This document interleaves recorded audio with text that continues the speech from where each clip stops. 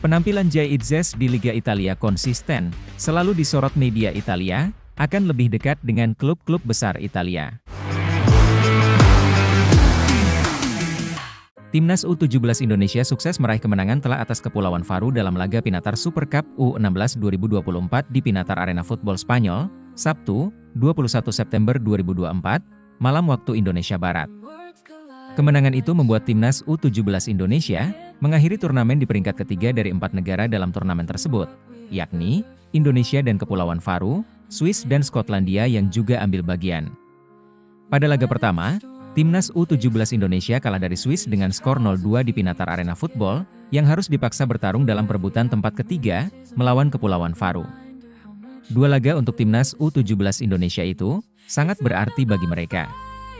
Sebab, ini akan menjadi modal yang bagus untuk Timnas U17 Indonesia sebelum bertarung pada kualifikasi Piala Asia U17 2025 di Kuwait.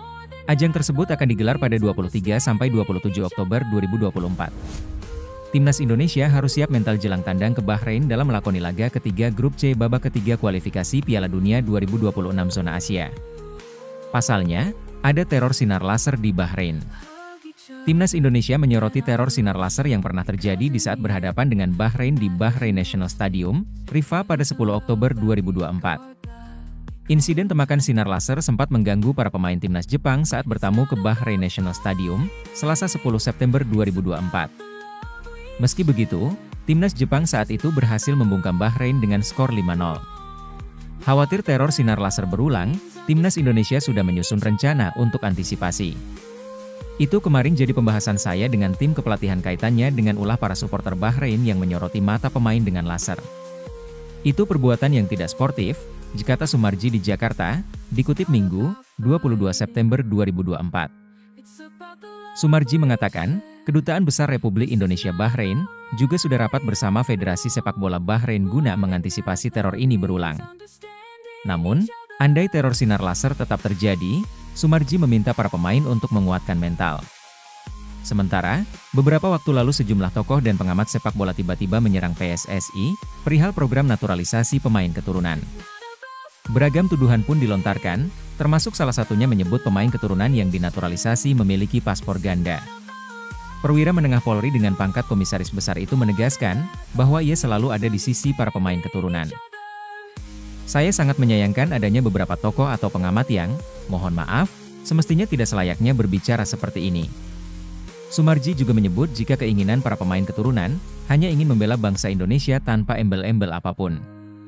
Perkara ini pun sudah sampai ke telinga para pemain keturunan, dan respons mereka sangat menyayangkan dengan adanya tuduhan-tuduhan miring.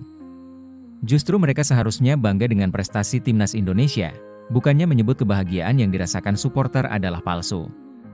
Karena kami semua ini, mereka cerita, mereka mengatakan, kami semua ini benar-benar membela bangsa dan negara karena kami punya daerah keturunan. Kami-kami yang ada di sini kepingin membela bangsa Indonesia, bisanya dari sepak bola, Indonesia sepak bola itu. Ketua Umum PSSI, Erick Thohir, menyatakan pihaknya bersama Federasi Sepak Bola Belanda, KNVB, telah menjalin kerjasama untuk meningkatkan perkembangan sepak bola di Indonesia, terutama untuk tim nasional.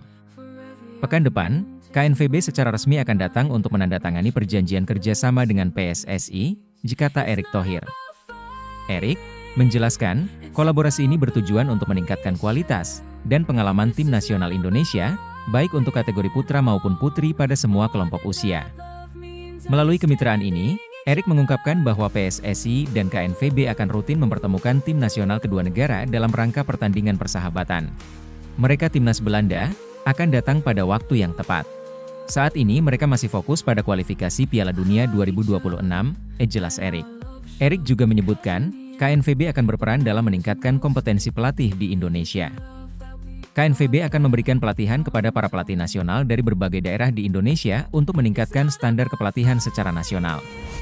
Pemain Timnas Indonesia Jay Itzes bermain penuh saat timnya Venezia menorehkan kemenangan pertama di Liga Italia 2024-2025 dengan mengalahkan Genoa 2-0, Sabtu, 21 September 2024. Dua gol kemenangan Venezia yang didapat pada pekan kelima Liga Italia Serie A, dicetak oleh Gianluca Busio dan Joel Pohjanpalo. 3 poin ini membuat seisi stadion Pierluigi Penzo bersorak. Dengan kemenangan ini, Venezia merangkak naik dari zona degradasi, tepatnya posisi 15, berbekal koleksi 4 poin. Bukan cuma Venezia saja yang mencatatkan beberapa catatan menarik, seusai kemenangan atas Genoa. Jay Itzes juga menorehkan sejumlah fakta apik. Ia berperan penting dalam kemenangan yang ditunggu-tunggu Venezia tersebut. Itzes bermain 90 menit, dengan catatan 33-37 umpan akurat, 89%. 1 blok, 1 sapuan, 4 ball recoveries. Sementara itu, media Italia yang berbasis di Venezia, Tutto Venezia Sport 8, memberikan nilai 6,5 untuk Jay Itzes pada pertandingan tersebut. Tidak ada masalah bagi pemain Indonesia ini, yang mengelola pertandingan dengan percaya diri. Yang membuatnya tambah bagus adalah ia meredam Jeff Ehator, striker Genoa, dengan sempurna, tulis Tutto Venezia Sport terkait penampilan Jay Itzes.